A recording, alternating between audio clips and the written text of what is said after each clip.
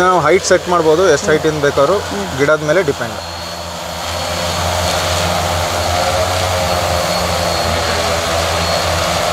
ರೈತರಿಗೆ ಅನುಕೂಲ ಅಂದರೆ ದೊಡ್ಡ ಜಾಗ ಇರೋರಿಗೆ ಲೇಬರ್ ಕೊಟ್ಬಿಟ್ಟು ಕೆಲಸ ಮಾಡಿಸೋಷ್ಟರಲ್ಲಿ ಡಿಲೇ ಆಗುತ್ತೆ, ದಿನ ಜಾಸ್ತಿ ತಗೊಳುತ್ತೆ.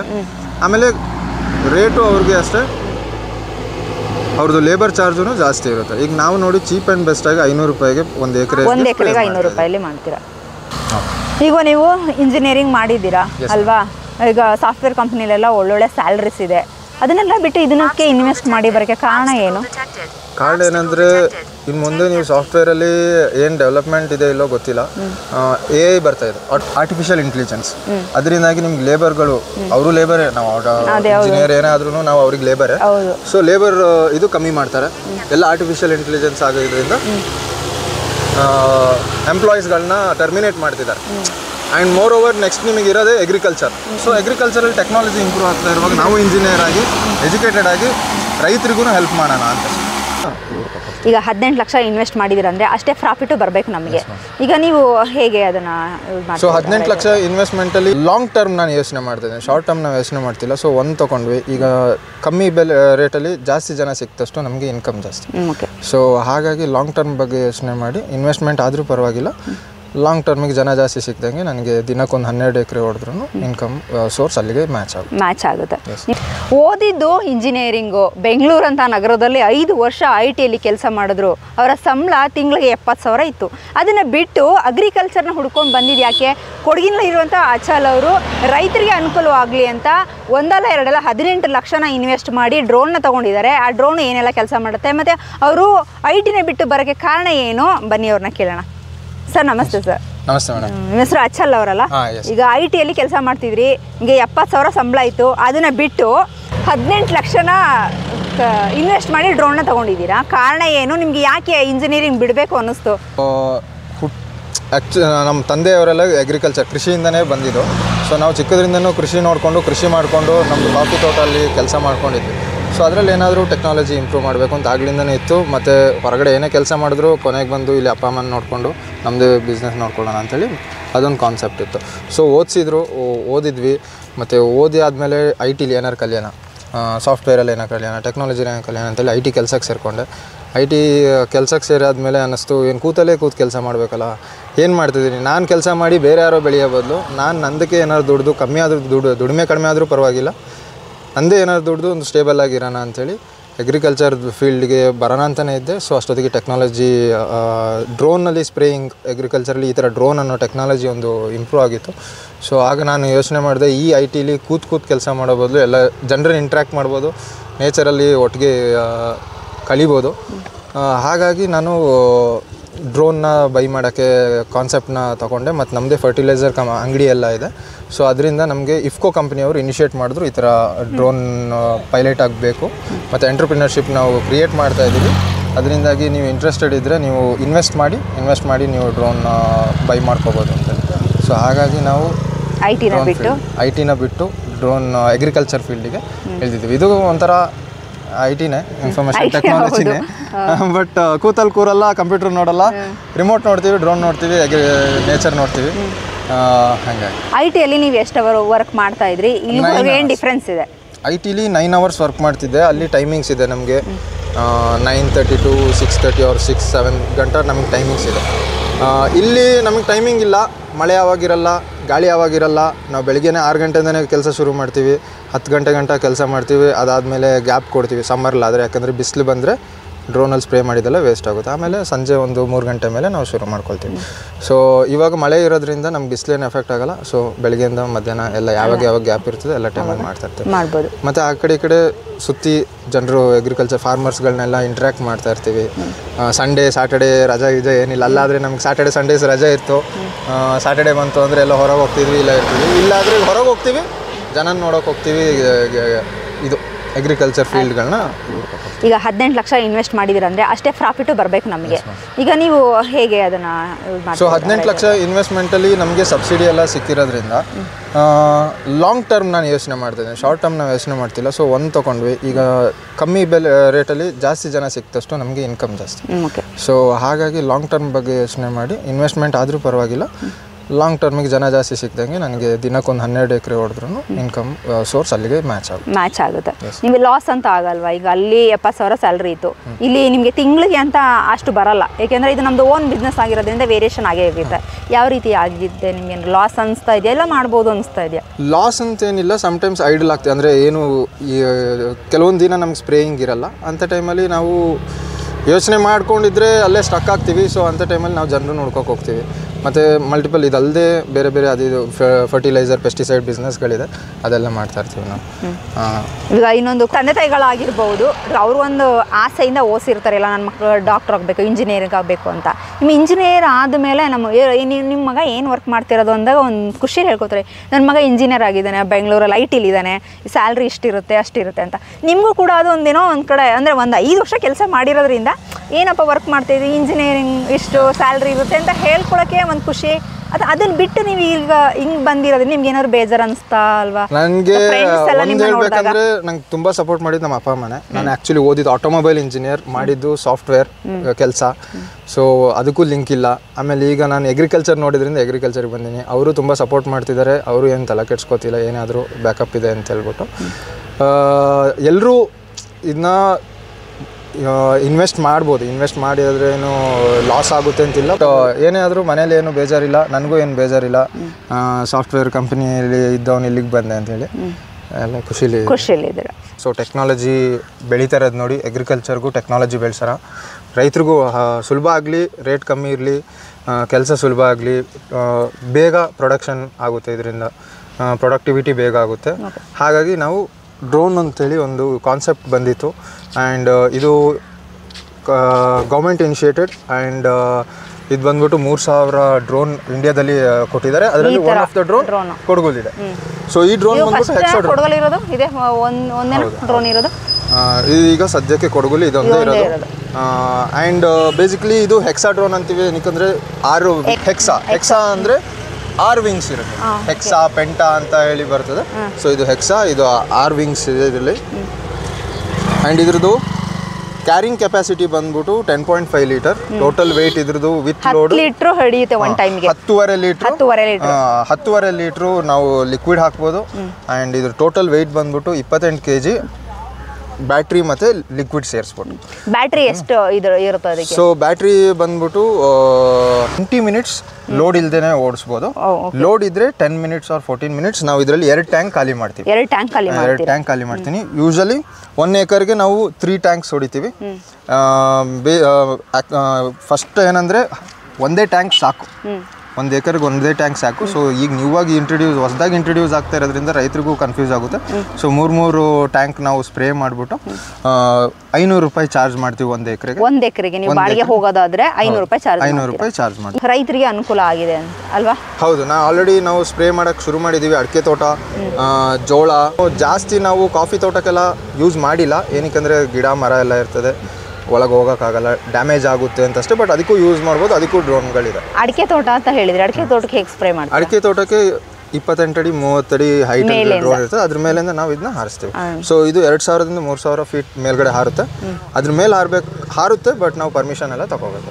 ಆಮೇಲೆ 5 ಕಿಲೋಮೀಟರ್ ಗಂಟ ನಮ್ದು ರಿಮೋಟ್ ಕಂಟ್ರೋಲ್ ಇದೆ. ಇದು ರಿಮೋಟ್ ಕಂಟ್ರೋಲ್ಡ್ RC ಅಂತೀವಿ, ರಿಮೋಟ್ ಕಂಟ್ರೋಲ್ಡ್ ಡ್ರೋನ್. ಸೊ ಅದು 5 ಕಿಲೋಮೀಟರ್ ಗಂಟ, ಇಲ್ಲ ನಿಮ್ಮ ಕಣ್ಣಿಗೆ ಎಷ್ಟು ಕಾಣುತ್ತೆ ಅಲ್ಲಿ ಗಂಟ ನಾವು ಅದರಲ್ಲಿ ಫ್ಲೈ ಮಾಡ್ಬೋದು. 5 ಕಿಲೋಮೀಟರ್ ಹೋಗುತ್ತೆ ಒಂದು ಸೈಡ್. ಈಗ ಅಕಸ್ಮಾತ್ ನೀವು ಇಲ್ಲಿ ರಿಮೋಟ್ ಕಂಟ್ರೋಲ್ ಇರ್ತೀರಾ, ಇಲ್ಲ ಒಂದು ಮರ ಇರುತ್ತೆ, ಅದು ಹೇಗೆ ನೀವು ಕ್ಯಾಚ್ ಮಾಡಿ? ಈಗ ಇದರಲ್ಲಿ 2 ಟೈಪ್ ಸೆಟ್ಟಿಂಗ್ ಇದೆ. ಒಂದು ಮ್ಯಾನ್ಯುಯಲ್, ಇನ್ನೊಂದು ಆಟೋಮೆಟಿಕ್. ಸೊ ಮ್ಯಾನ್ಯುಯಲ್ ಆಗಿ ನಾವು ಫ್ಲೈ ಮಾಡುವಾಗ ಮರ ಗಿಡ ಏನೇ ಇದ್ರೂ ಇದಕ್ಕೆ ಸೆನ್ಸರ್ ಇದೆ.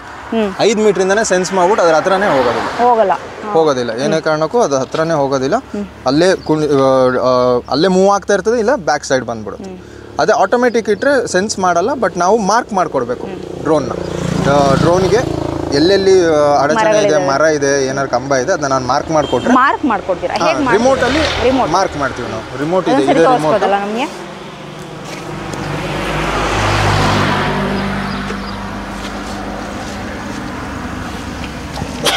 ಇದು ರಿಮೋಟ್ ಸರ್. ಈ ರಿಮೋಟ್ ಬಂದ್ಬಿಟ್ಟು ಇದರಲ್ಲಿ ಗೂಗಲ್ ಮ್ಯಾಪ್ಸ್ ಥರನೇ ಮ್ಯಾಪ್ಸ್ ಇರುತ್ತೆ. ಇವ್ರದ್ದು ಸಪ್ರೇಟ್ AeroGCS ಅಂತೇಳಿ ಅಪ್ಲಿಕೇಶನ್ ಇದು. ಸೊ ಇದರಲ್ಲಿ ನಮಗೆ ಏನು ಲ್ಯಾಂಡ್ ಇದೆ ಆ ಲ್ಯಾಂಡ್ನ ನಾವಿಲ್ಲಿ ಮಾರ್ಕ್ ಮಾಡ್ಬೋದು. ಸೊ ಇದರಲ್ಲಿ ನಿಮಗೆ ರಿಮೋಟ್ ಕಾಣುತ್ತೆ, ಆರೋ ಮಾರ್ಕ್ ಕಾಣ್ತಿರೋದು ಬಂದು ಡ್ರೋನ್. ಸೊ ಡ್ರೋನಲ್ಲಿದೆ, ರಿಮೋಟಲ್ಲಿದೆ ಅಂತೇಳಿ ಮಾರ್ಕ್ ಮಾಡ್ಬೋದು. ಮತ್ತು ಇಲ್ಲಿ ನಾನು ನಡ್ಕೊಂಡು ಹೋಗಿ ಮಾರ್ಕ್ ಮಾಡ್ಬೋದು. ಇದನ್ನ ನಾನು ತಗೊಂಡೋಗಿ ಮರದ ಹತ್ರ ಹೋದರೆ ಆ ಮರನ ನಾನು ಅಲ್ಲಿ 5 ಮೀಟ್ರಲ್ಲಿ ನಾನು ಮಾರ್ಕ್ ಮಾಡ್ಬೋದು. ಅಂದರೆ ಮರದ ಹತ್ರ ಹೋಗಬೇಕು ನೀವು, ಇಲ್ಲಾಂದರೆ GPS ಅಲ್ಲೇ ಮಾಡ್ಬೋದು. ಬಟ್ ಸಮ್ಟೈಮ್ಸ್ GPS ಎರರ್ ಇದ್ರೆ ಎರರ್ ಆಗುತ್ತೆ ಹೋದರೆ. ಮತ್ತು ಇನ್ನೊಂದು ನೆಟ್ವರ್ಕ್ ಇರೋ ಜಾಗದಲ್ಲಿ ಮಾತ್ರ ನಮಗೆ ನೆಟ್ವರ್ಕ್ ಇಂಟರ್ನೆಟ್ ಇರಬೇಕು. ಡ್ರೋನಲ್ಲಿ ತುಂಬ ಅನುಕೂಲ ಆಗುತ್ತೆ ರೈತರಿಗೆ. ಯಾಕೆ ಅಂತಂದರೆ ಬೆನ್ನಿಗೆ ಔಷಧಿನ ಹಾಕ್ಕೊಂಡು ಒಂದು 20 ಲೀಟ್ರ್ ಎಲ್ಲ ಇರುತ್ತೆ, ಅದನ್ನು ಔಷಧಿನ ಹಾಕ್ಕೊಂಡು ಬೆಳಿಗ್ಗೆ ಸಂಜೆ ತನಕ ಸ್ಪ್ರೇ ಮಾಡಬೇಕು. ಅದರ ಮೇಲೆ ಮಳೆ ಬಂತು ಅಂತಂದರೆ ಇಂಥ ಜೋಳಗಳ ಮಧ್ಯದೆಲ್ಲ ಹೋಗೋಕ್ಕಾಗಲ್ಲ, ಬೆಳೆ ಎಲ್ಲ ಹಾಳಾಗೋಗ್ಬಿಡುತ್ತೆ. ಅಂಥ ಟೈಮಲ್ಲೆಲ್ಲ ಇಂಥ ಡ್ರೋನ್ಗಳು ಯೂಸ್ ಆಗುತ್ತೆ. ಇವಾಗ ಇದನ್ನು ಫಿಕ್ಸ್ ಮಾಡ್ತಾ ಇದ್ದಾರೆ. ಬನ್ನಿ ಯಾವ ರೀತಿ ಸ್ಪ್ರೇ ಮಾಡುತ್ತೆ. ಇವಾಗ ಅದಕ್ಕೆ ಔಷಧಿ ಎಲ್ಲ ಒಳಗಡೆ ಹಾಕಿದ್ದಾರೆ. ಇಲ್ಲಿ ಮೆಡಿಸಿನ್ ಲಿಕ್ವಿಡ್ ಮಾತ್ರ ಅಲ್ಲ, ಲಿಕ್ವಿಡ್ ಮಾತ್ರ ಇದು 10.5 ಲೀಟರ್ ಟ್ಯಾಂಕು. ಇಲ್ಲಿ ಮೆಡಿಸಿನ್ ಹಾಕ್ತೀವಿ ನಾವು. ಸೊ 2 ಬ್ಯಾಟ್ರಿ ಕನೆಕ್ಟ್ ಮಾಡಬೇಕು. ಬ್ಯಾಟ್ರಿನ ಕನೆಕ್ಟ್ ಮಾಡಿದ್ರೆ ಕನೆಕ್ಟ್ ಮಾಡಿದ್ವಿ. ಬ್ಯಾಟ್ರಿ ಬ್ಯಾಕಪ್ಗಳಿದೆ, ಚಾರ್ಜ್ ಮಾಡಿ ಇಟ್ಕೊಂಡಿದ್ದೀವಿ ನಾವು. ಓಕೆ, ಈಗ ಔಷಧಿ ಎಲ್ಲ ಹಾಕಿ ರೆಡಿ ಮಾಡಿದರೆ 10.5 ಲೀಟರ್ ಔಷಧಿನ ಒಂದ್ಸರಿ ನೋಡ್ಬೋದು. Obstacle detected. Obstacle detected.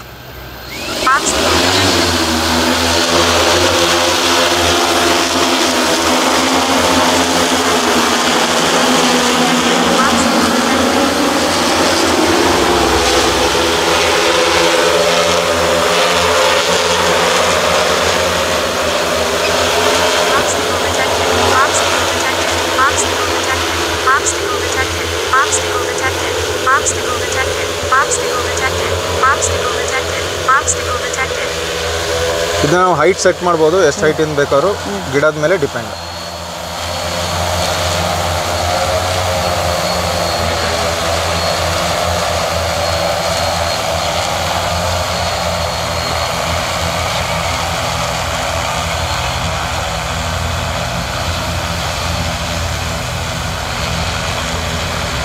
ಮತ್ತು ಏನೇ ಟರೇನ್ ಇದ್ರೂ ಇದೆ ಆಟೋಮೆಟಿಕ್ ಮೇಲೆ ಹೋಗಿ ಕೆಳಗಡೆ ಬರುತ್ತೆ. ಇವಾಗ ಸರ್ ನೀವು ಯಾವ ರೀತಿ ಆಪರೇಟ್ ಮಾಡ್ತಾ ಇದ್ದೀರಾ?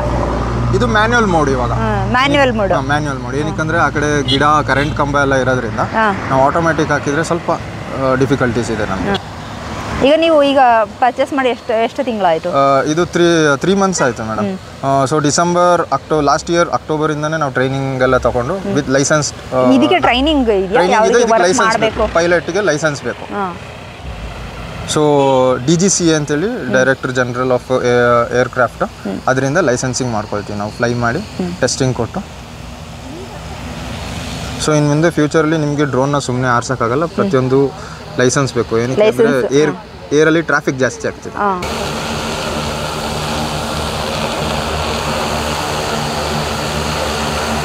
ಈಗ ಅದು ತುಂಬ ಹೈಟ್ ಎಲ್ಲ ಆದಾಗ ತುಂಬ ಗಾಳಿ ಎಲ್ಲ ಬರ್ತಾ ಇರುತ್ತೆ, ಅವಾಗ ಸ್ಪ್ರೇ ಆಗುತ್ತೆ ಆ ಕಡೆ ಈ ಕಡೆ ಎಲ್ಲ. ಆಗ ನಾವು ಅಡ್ಜಸ್ಟ್ ಮಾಡ್ಕೊಳ್ತೀರಾ? ಇವಾಗ ನೋಡಿ ಗಾಳಿ ಇಲ್ಲ, ಅಲ್ಲಿಗೆ ಕೆಳಗಡೆ ಹೊಡಿತೀವಿ. ಗಾಳಿ ಬಂದು ಲೆಫ್ಟ್ ಸೈಡಿಗೆ ಹೋಗ್ತಾ ಇದೆ ಅಂದರೆ ನಾನು ಚೂರು ರೈಟ್ ಸೈಡಿಗೆ ತಗೊಬಿಟ್ಟು ಅಲ್ಲಿಂದ ಸ್ಪ್ರೇ ಮಾಡ್ತೀನಿ. ಸರ್ ಚೂರು ಹಿಂದೆ ಬಂದರೆ ಅದು ಸೆನ್ಸ್ ಮಾಡಿ ಬರೋದಿಲ್ಲ. ಆಮೇಲೆ 1 ಎಕರೆ ಸ್ಪ್ರೇ ಮಾಡೋಕ್ಕೆ ಎಷ್ಟು ಟೈಮ್ ತಗೊಳುತ್ತೆ ಅದು? 14 ಮಿನಿಟ್ಸ್ ಸಾಕು. 14 to 20 minutes. But tank refill ಎಲ್ಲ ಮಾಡೋದ್ರಿಂದ ನಮಗೆ ಕಮ್ಮಿ ಒಂದು 45 ಮಿನಿಟ್ಸ್ ಆಗುತ್ತೆ.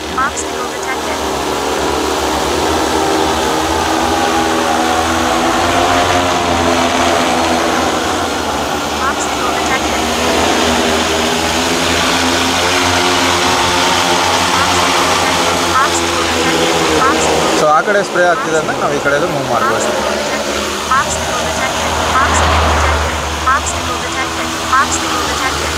ಈಗ ಅದು ಕಳೆನಾಶಕನ ಹೊಡಿತಾ ಇರೋದು? ಕಳೆನಾಶಕ, ಕೀಟನಾಶಕ ಮತ್ತು ಗೊಬ್ಬರ ಮೂರನ್ನು ಮಿಕ್ಸ್ ಮಾಡಿ ಹಾಕ್ಬೋದು. ಈಗ ನೀವು ಇಂಜಿನಿಯರಿಂಗ್ ಮಾಡಿದ್ದೀರಾ ಅಲ್ವಾ? ಈಗ ಸಾಫ್ಟ್ವೇರ್ ಕಂಪ್ನಿಲೆಲ್ಲ ಒಳ್ಳೊಳ್ಳೆ ಸ್ಯಾಲರೀಸ್ ಇದೆ, ಅದನ್ನೆಲ್ಲ ಬಿಟ್ಟು ಇದನ್ನಕ್ಕೆ ಇನ್ವೆಸ್ಟ್ ಮಾಡಿ ಬರೋಕ್ಕೆ ಕಾರಣ ಏನು? ಕಾರಣ ಏನಂದರೆ ಇನ್ನು ಮುಂದೆ ನೀವು ಸಾಫ್ಟ್ವೇರಲ್ಲಿ ಏನು ಡೆವಲಪ್ಮೆಂಟ್ ಇದೆ ಇಲ್ಲೋ ಗೊತ್ತಿಲ್ಲ, AI ಬರ್ತಾ ಇದೆ, ಆರ್ಟಿಫಿಷಿಯಲ್ ಇಂಟೆಲಿಜೆನ್ಸ್. ಅದರಿಂದಾಗಿ ನಿಮ್ಗೆ ಲೇಬರ್ಗಳು, ಅವರು ಲೇಬರೇ, ನಾವು ಇಂಜಿನಿಯರ್ ಏನಾದ್ರೂ ನಾವು ಅವ್ರಿಗೆ ಲೇಬರೇ. ಸೊ ಲೇಬರ್ ಇದು ಕಮ್ಮಿ ಮಾಡ್ತಾರೆ, ಎಲ್ಲ ಆರ್ಟಿಫಿಷಿಯಲ್ ಇಂಟೆಲಿಜೆನ್ಸ್ ಆಗೋದ್ರಿಂದ ಎಂಪ್ಲಾಯೀಸ್ಗಳನ್ನ ಟರ್ಮಿನೇಟ್ ಮಾಡ್ತಿದ್ದಾರೆ. ಆ್ಯಂಡ್ ಮೋರ್ ಓವರ್ ನೆಕ್ಸ್ಟ್ ನಿಮಗೆ ಇರೋದೇ ಅಗ್ರಿಕಲ್ಚರ್ ಈ ಕಡೆ ಅಗ್ರಿಕಲ್ಚರ್ ಫೀಲ್ಡೇ ಇರೋದು. ಸೊ ಅಗ್ರಿಕಲ್ಚರಲ್ಲಿ ಟೆಕ್ನಾಲಜಿ ಇಂಪ್ರೂವ್ ಆಗ್ತಾ ಇರುವಾಗ ನಾವು ಇಂಜಿನಿಯರ್ ಆಗಿ ಎಜುಕೇಟೆಡ್ ಆಗಿ ರೈತರಿಗೂ ಹೆಲ್ಪ್ ಮಾಡೋಣ ಅಂತ. ರೈತರಿಗೆ ಹೆಲ್ಪ್ ಮಾಡಬೇಕು ಅನ್ನೋದು. ಹೌದು. ಈಗ ನೀವೇ 6 lakhs ಹಾಕಿದ್ದೀರಾ. ಹೌದು. ಅಷ್ಟೊಂದು ಇನ್ವೆಸ್ಟ್ ಮಾಡಬೇಕು ಅಂತಂತಂದ್ರೆ ಅದು ಅಷ್ಟೇ ಪ್ರಾಫಿಟ್ ಇರಬೇಕು ಅಲ್ವಾ? ಪ್ರಾಫಿಟ್ಟು ಮೇಡಮ್ ನಮಗೆ ಖರ್ಚು ಆಗೇ ಆಗುತ್ತೆ. ಏನು 100 to 200 rupees ಪ್ರಾಫಿಟ್ ಬರ್ಬೋದು. ಬಟ್ ಇನಿಷಿಯಲ್ ಸ್ಟೇಜಲ್ಲಿ ಈಗ ಒಂದ್ಸಲಿ ಎಲ್ರಿಗೂ ಗೊತ್ತಾಗೋ ಗಂಟ ನಾವು ಈ ರೇಟಲ್ಲಿ ಈ ಪ್ರೈಸಲ್ಲಿ ಮಾಡ್ತಾ ಇರ್ತೀವಿ ನಾವು. ಅದಿಲ್ಲಿ ನೋಡಿ ಏನು ಸ್ಪ್ರೇ ಮಾಡಿದ್ದೀವಿ ಅಂತೇಳಿ. ಸೊ ಡ್ರೋನ್ ಲ್ಯಾಂಡ್ ಆಗಿದೆ. ನಾನು ಏನು ಸ್ಪ್ರೇ ಮಾಡಿದ್ದೀನಿ, ಎಲ್ಲೆಲ್ಲಿ ಮೂವ್ ಆಗಿದೆ ಡ್ರೋನ್ ಅಂತೇಳಿ ಇದರಲ್ಲೇ ಗೊತ್ತಾಗುತ್ತೆ. ಸೊ ನಾನು ಏನಾದರೂ ಗ್ಯಾಪ್ ಬಿಟ್ಟಿದ್ರೆ, ಸ್ಪ್ರೇಯಿಂಗ್ ಕಮ್ಮಿ ಆಗಿದ್ದರೆ, ಜಾಗ ಏನಾದ್ರು ಕಮ್ಮಿ ಇದ್ದರೆ ಇದರಲ್ಲೇ ಗೊತ್ತಾಗುತ್ತೆ. ಒಂದೇ ಲೆವೆಲ್ ಇಲ್ಲಿರಬೇಕು ಅಲ್ವಾ ಔಷಧಿ ಎಲ್ಲ ನೀವು ಸಿಂಪಡಿಸೋದು? ಸ್ವಲ್ಪನೂ ಏನಾದರೂ ವೇರಿಯೇಷನ್ ಆದರೆ ಗೊತ್ತಾಗ್ಬಿಡುತ್ತೆ ಇಲ್ಲಿ. ಹೌದು.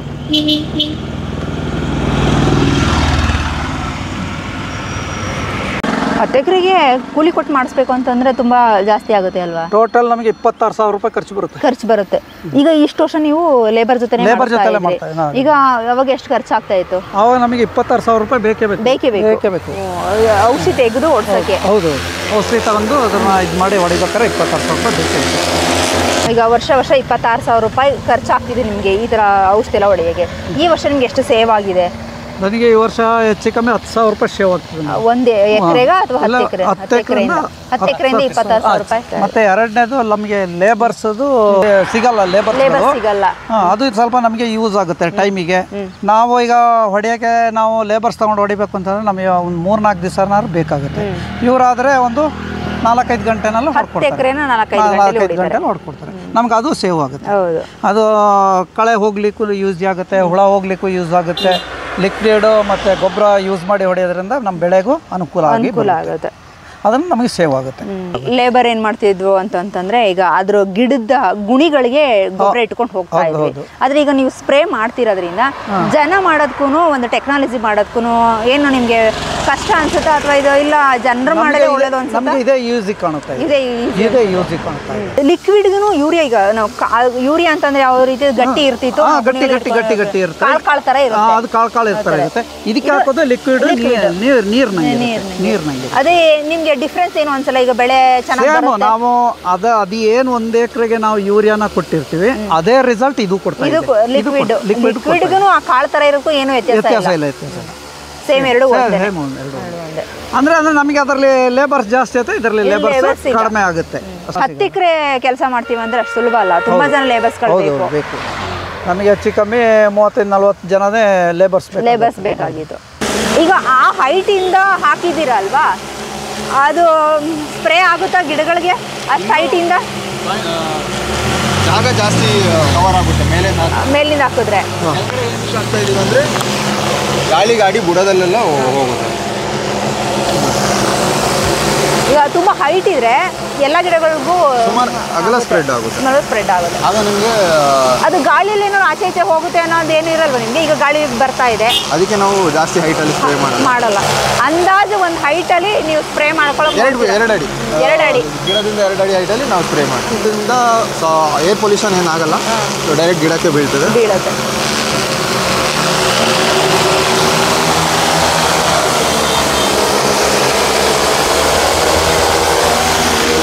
ಡೌನ್ ಮಾಡ್ತಾ ಇದ್ದೀರಾ? ಈ ಕಡೆ ಬನ್ನಿ. ಲಿಕ್ವಿಡ್ ಅದೀಗ ಔಷಧಿ ಎಲ್ಲ ಖಾಲಿ ಆಗುತ್ತೆ ಅಂತ ನಿಮಗೆ ಗೊತ್ತಾಗುತ್ತಾ? ಇದು ಸೆನ್ಸರ್ ರಿಮೋಟ್ ಹೇಳುತ್ತೆ, ಮತ್ತೆ ಸ್ಪ್ರೇ ನಿಂತೋಗುತ್ತೆ.